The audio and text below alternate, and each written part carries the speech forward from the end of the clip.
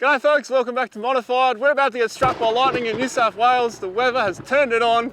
Let's get stuck into this. This is the Overland Travellers Troopy and I'm getting very wet and soggy.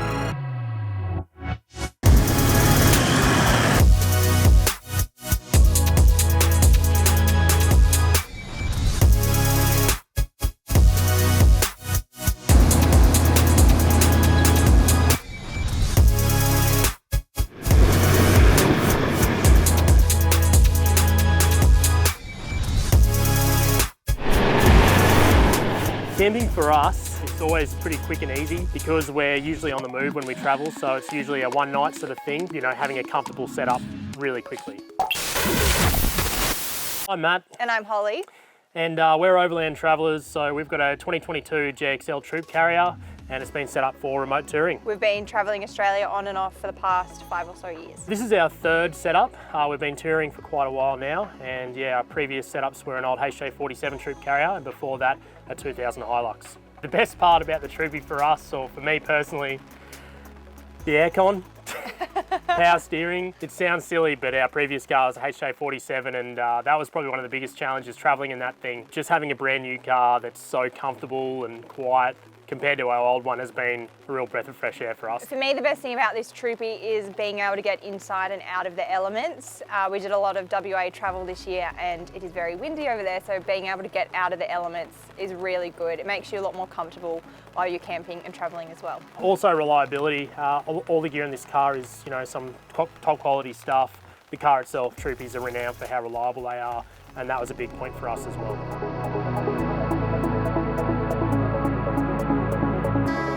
In darkness, everyone.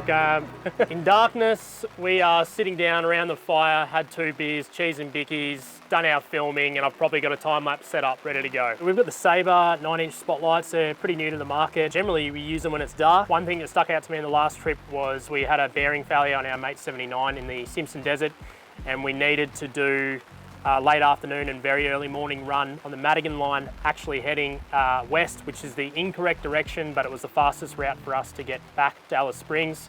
And yeah, it was just really good having a good set of spotlights. So one, people could see us, but also we could see ahead of us. So it's moments like that where I think it's really important to have a good set of spotties. For our camp lights, we have LED strip lights on our gull-wing windows and also on our rear doors. They can go amber or white and they're dimmable, and it's enough for us. We haven't needed anything brighter. This episode of Modified is sponsored by the Terrain Tamer eStore. So if you're looking for replacement parts for your four-wheel drive, I would definitely recommend checking them out because they'll probably have what you need.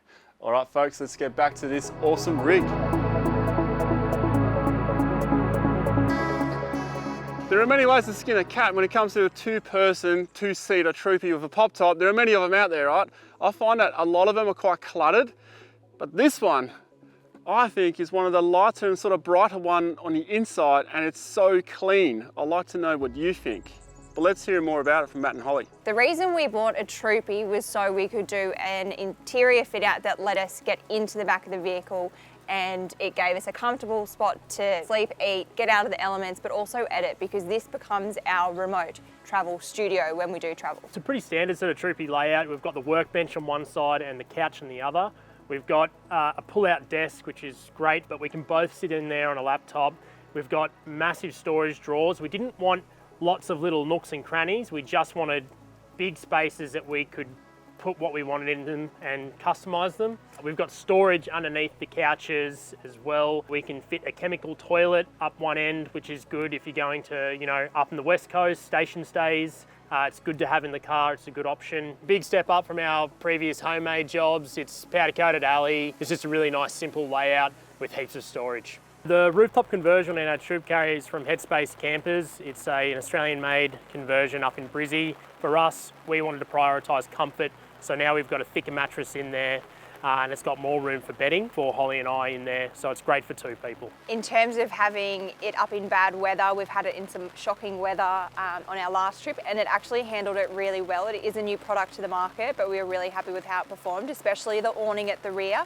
It's held up by really thick sprung steel poles, and yeah, that awning was definitely performed the best out of any awning we've ever had on a rooftop. We call it the second floor of the house when we're traveling. Just gives us a beautiful, comfortable sleep up there. And the access for that is via the massive hallway we have in our build out.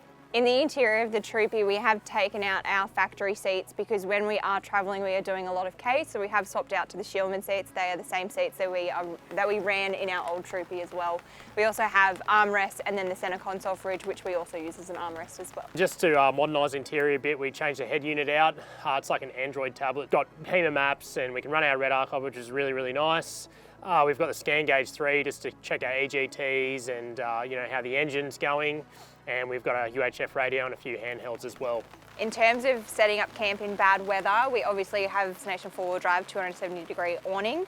We try, if it is going to be bad weather, to get that out first, and then usually everything else is protected. We do have the ability to get inside the vehicle if the weather is really bad, which is a great thing about a Troopy. Cooking arrangements in our Troopy, we don't like cooking inside the car. We like to keep it nice and clean, so we're cooking outside.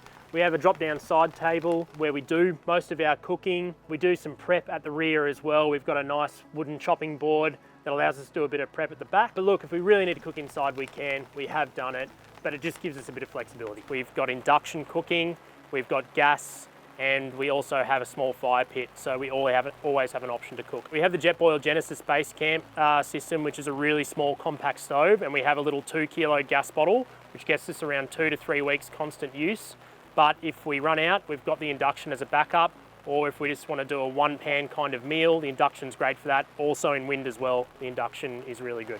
We also carry a Jetboil, which again is just a good thing to have quick and easy to make a cup of tea on the road as you go. We often jump out and just make a quick coffee and yeah, get travelling again. We also have a utility panel on the side, which is next to our table, which gives us water. So it's a really convenient spot to be able to fill up pots and cook. Have your cooking station right there. Accessing a Troopy is one of the more difficult things for the 78 series. So we've got a goal window on each side, one at the front, one at the rear. The one at the rear is great to pass things through when we're cooking. We've got the light on top so you can see what you're cooking underneath when it's dark.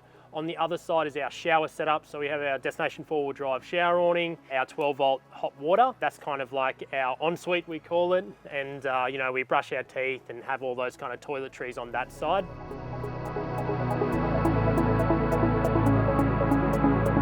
We've got thunder and lightning, so I think now's the appropriate time to talk about the power setup. They've got the Rogue unit that I also have, so I'm keen to know what they think about it. Our 12-volt system is actually quite complex because our needs are different to most people. We're running a lot of fridges and freezers and a lot of gear like that, but also all our camera gear, so we can do our remote filming. We've got two 100 amp hour hydro batteries from Red Arc. We've got the Manager 30 to charge it, so that does charging off the car, solar, and by a 240 volt main. We've got the 180 watt panel on top, and we have a 115 watt blanket for when we're stationary and we need a bit more juice. We've got the 2000 watt inverter. It's a bit bigger so we can charge multiple appliances at once. We also have the Red Arc Rogue in there, and that's just running our 12 volt heated water. It's running our Travel Buddy, and it's all switched so we can turn it on via the head unit in front of the car or at the Red Vision screen in the back. The appliances we are running in the Troopy, we have an 85 litre upright Bushman fridge. We also are running the centre console Bushman Roadie. As Matt said, we do have a lot of needs when it comes to camera gear, so we are running all of our camera chargers. We both carry 2 laptops when we travel as well, so we charge them as well. We also have an induction cooktop. 12 volt heated blanket up top, which is a nice little bit of luxury, but it is fantastic in those colder nights, especially when we're down south where we're from. Found when we were up north around Exmouth, we had to pull the solar blanket out a bit more. Obviously there's plenty of sun up there, but it's also quite hot, so the fridge and freezer were running constantly almost, but we were able to camp for 3 or 4 days, no worries, before we would have to move again.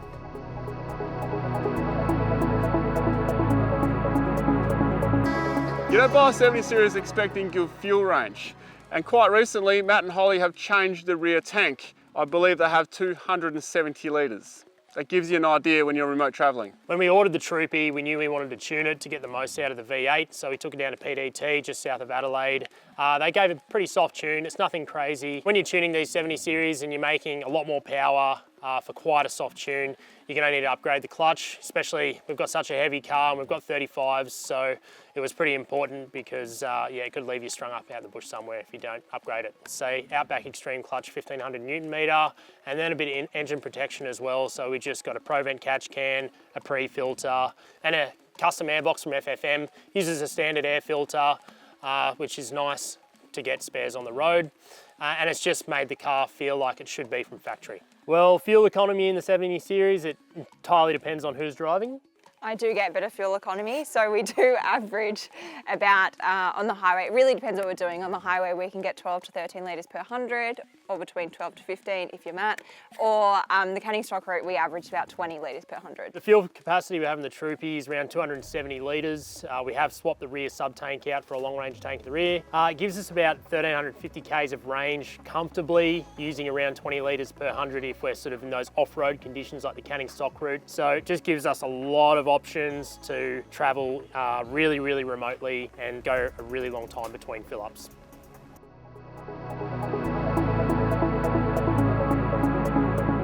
These guys being very familiar with the desert, but also designing a vehicle for multiple environments, they've got 2 spares, and that's to keep them safe on a solo travel. Now, there are many options when it comes to wheels, tyres, suspension, and the track correction. How have they done it? Suspension setup in our Troopy, we did it all pre-rego. So it's a kit from Terrain Tamer, which also includes a multi-drive track correction. So we've got a 3.8 tonne GVM upgrade with a 2-inch lift and parabolic leaves in the rear. And the track correction is just the stub axle replacement. So an extension of the stub axles from multi-drive. It's the True Tracker. That was all engineered before the car was registered. So if we had a time again, I'd probably go for the 3.95 GVM upgrade from Terrain Tamer. It's a very similar kit, but it also includes the full diff replacement rather than the stub axle replacements, because we're right at the edge of our GVM and I'd just like that little bit more breathing room. The ride of the Troopy, since we have done all of the suspension upgrades, is really good. It handles the weight when we are fully loaded and it makes for a comfortable trip. And we're coming from a 40 series, so I mean, anything's an upgrade from here. So as I said, we used to own a HJ47, and I mean, if you're comparing this car to the 40 series, this is like a Rolls Royce. I know people say these things are uncomfortable, but seriously, when they're set up right, I think they're really comfortable off-road, corrugations, they handle great. Yeah, we love it. It's a massive step up for us compared to our last vehicle. The tyres we have in the car are Falcon mud terrains, the 315/75/16, so just technically under a 35. If there was a convenient size to put on a 70 series, might not quite be these, but I just love the way they look. I love how tough the mud terrains are, and I think they just suit the Troopy really well. The rims we're running are the ROH Black Track. They're a steel rim, 0 offset, pretty bush proof. If we bend the rim or anything like that, we can just bash it back out.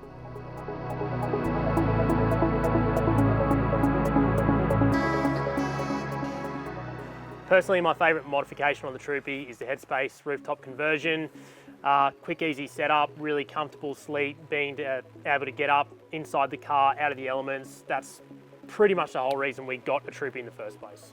Mine would have to be the interior fit out. The amount of storage space we have inside the Troopy is amazing. Coming from a 40 series where we were trying to literally use any nook or cranny to fit whatever in this build out we have so much space, so it's just made our travelling a lot more comfortable. Best trip for me personally, Canning Stock route. It's a very bucket list item. It took us 16 days to do the crossing, so it was a pretty epic trip to say the least. Felt like a real accomplishment for us, you know, coming from where we were a few years ago, barely four-wheel drive, didn't really know how to drive on sand or even, you know, the basics. Going from that to the Canning Stock route and finishing it felt like, yeah, a real achievement for us. The most underrated spot, in our opinion, around Australia would probably have to be the Pilbara. It took us a while to kind of figure out what we were going to say, but the Pilbara is epic. Yeah, the colours for us, like we love videography and photography, just absolutely stunning. You know, the sunsets, the beige spin effects, the different hues of red and magenta, yeah, you can't beat it. If you found that interesting, check out the playlist on the right, full of Troopy builds. And if you want to see what I've done to my Troopy, check out the video playlist on the left. Thanks for watching.